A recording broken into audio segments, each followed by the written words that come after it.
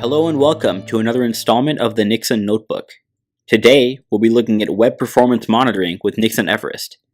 In our slow server investigation video, we analyzed the application server response time using the out-of-box performance summary report.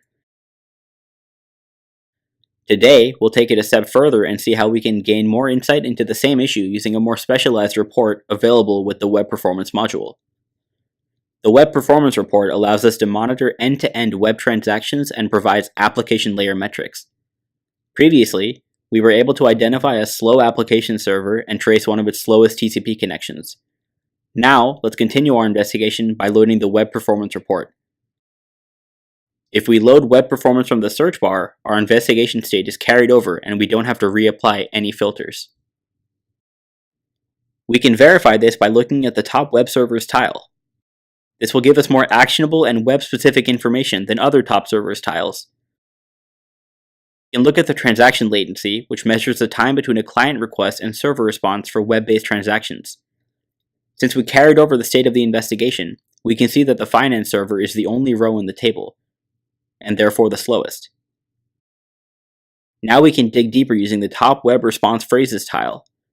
This will give us additional insight into which requests specifically are causing problems. Sorting once again by transaction latency, we can clearly see that the get OK request and response is much slower than other transactions. This means that the connection from the server side is slow and it's not the client's problem. We can drill to view only connections related to get OK. Now we can take a look at the web sessions tile and once again sort by transaction latency to find specific slow connections. We can see that connections between .197 and the finance server are very slow. With the Web Performance Report, we can now see all the relevant slow connections between a client and server.